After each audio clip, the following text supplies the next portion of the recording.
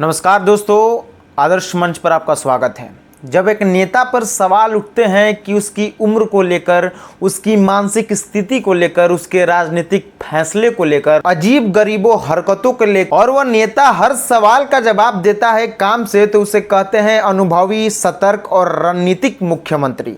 जी हाँ, बात हो रही है बिहार के मुख्यमंत्री श्री नीतीश कुमार की, जिनके बारे में अटकलें लगाई जा रही थी कि 2025 में शायद वह सीएम पद की दौड़ में शामिल नहीं रहेंगे।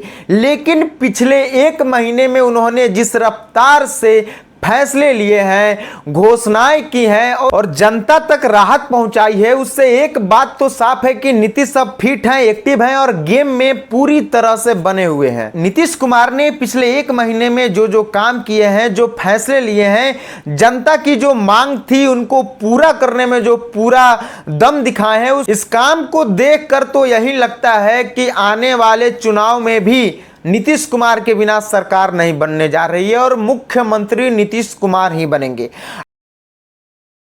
28 जून को युवाओं को रोजगार की सौगात दी नीतीश कुमार ने।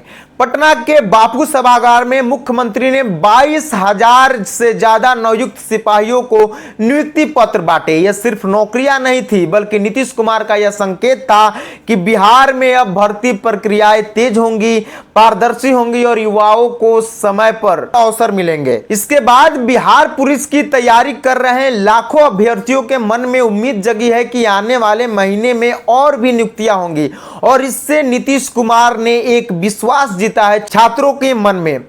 23 जून को कच्ची दरगाह विद्युपुर 6 लेन गंगा पुल का लोकार्पण।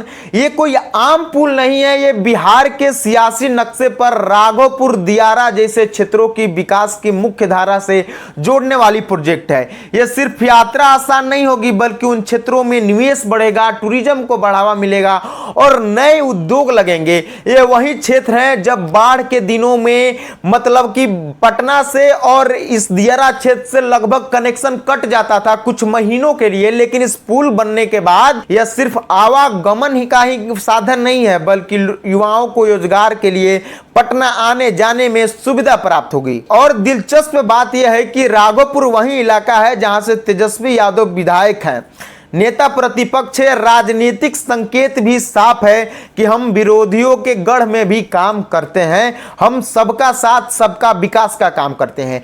1 जुलाई को धार्मिक पर्यटन को बढ़ावा देने के लिए सीतामढ़ी के पुनौरा धाम में मां जानकी मंदिर के लिए 882 करोड़ की स्वीकृति दी गई। बिहार की सांस्कृतिक विरासत को वैश्विक पहचान दिलाने की दिशा में यह एक बड़ा कदम माना जा रहा है। यह घोषणा उस वर्ग को सीधा संदेश है जो परंपरा और आस्था के आधार पर वोट करता है। इस मंदिर को बनाने के लिए काफी दिनों से मांगे चल रही थी, लेकिन नीतीश कुमार ने इस चुनावी माहौल में इसको स्वीकृति देकर कहीं ना कहीं जो परंपरा और आस्था के आधार पर वोट करते हैं उनको मन को जीता है और उन्होंने साफ निर्देश भी दिया है कि अगस्त महीने तक इसका शिलान्यास शुरू कर दिया जाए, मतलब काम शुरू कर दिया जाए।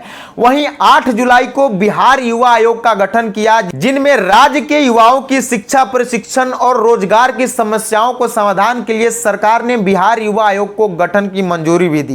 ये आयोग नीतियों पर सलाह देगा और युवाओं के मुद्दों को केंद्र में लाएगा। यह एक दीर्घकालिक रणनीति है जिसमें युवाओं का भरोसा बढ़ेगा और खुद को शासन का हिस्सा महसूस करेंगे। महिलाओं का वोट तो नीतीश कुमार के लिए ही जाना जाता है, लेकिन नीतीश कुमार ने फिर सरकारी नौकरियों में बिहार की मूल निवासी महिलाओं को 35% क्षैतिज आरक्षण, यह बिहार के लाखों परिवारों को एक नई उम्मीद देता है, जहां बेटियां, बहनें, माएं अब सरकारी पद पर दिखेंगी। यह सामाजिक परिवर्तन की शुरुआत है और निश्चित ही महिला वोटर को रिझाने वाली घोषणा है। वहीं 10 जुलाई को सामाजिक सुरक्षा पेंशन में इजाफा करते हुए श्री नीतीश कुमार ने 400 रुपया से बढ़ाकर 1100 रुपया मासिक पेंशन और डीबीटी के जरिए सीधे खाते में ट्रांसफर।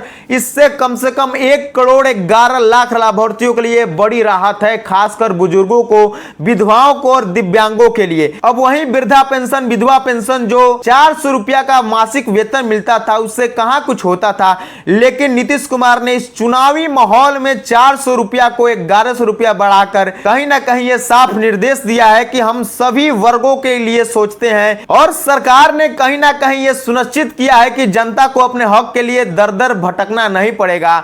और वहीं सबसे खास पेशकश, सबसे खास सौगात जिसको लेकर बिहार की सियासत हमेशा गर्म रहती थी, नेता प्रतिपक्ष तेजस्वी यादव ने ऐलान किया था कि 200 यूनिट बिजली फ्री करेंगे अगर उनकी सरकार आएगी। लेकिन चुनाव से ठीक पहले 17 जुलाई को बिजली बिल से छुट्टी दे दी। जी हां, नीतीश कुमार ने यह घोषणा किया कि 125 यूनिट तक बिजली बिल माफ रहेगा। इस फैसले से कम 1.67 करोड़ परिवारों को सीधा फायदा होगा।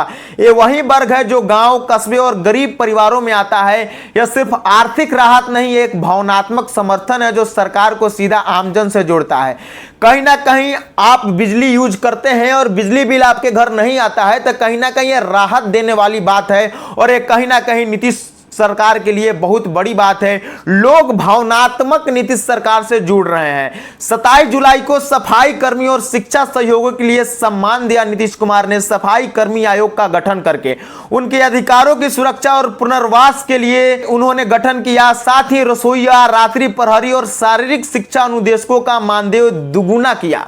डोमिसाइल नीति लागू कर स्थानीय लोगों को शिक्षक बहाली में प्राथमिकता भी दी।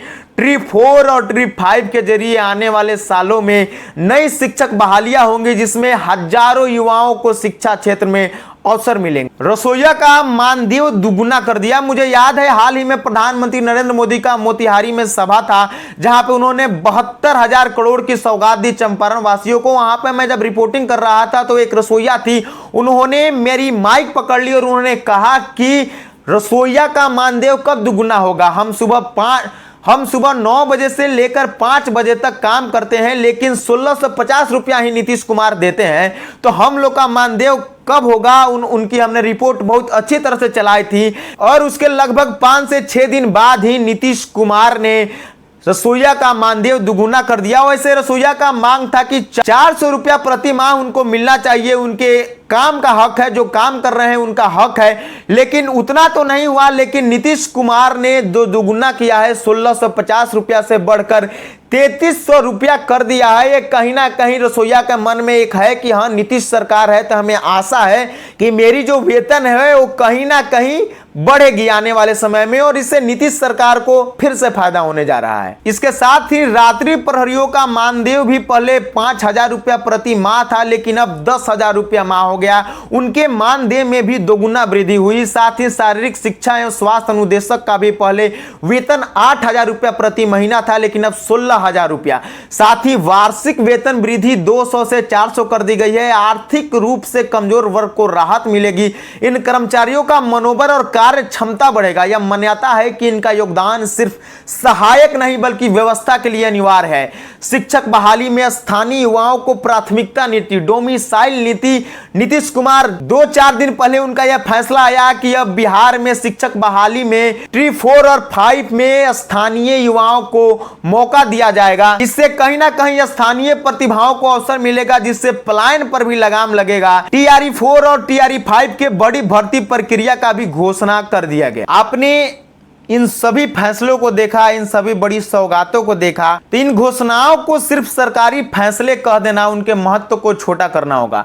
ये वो कदम है जो समाज के सबसे मेहनतकश और उपेक्षित वर्गों को सम्मान देते हैं। ये वो नीति परिवर्तन है जो स्थानीय युवाओं को प्राथमिकता देते हैं और उन्हें घर के पास शिक्षा व्यवस्था में जुड़ने का अवसर देते हैं। और सबसे बड़ी बात यह दिखाता है कि बिहार सरकार सिर्फ बड़े प्रोजेक्ट ही नहीं बल्कि छोटी छोटी जरूरतों को भी गंभीर से समझ रही है।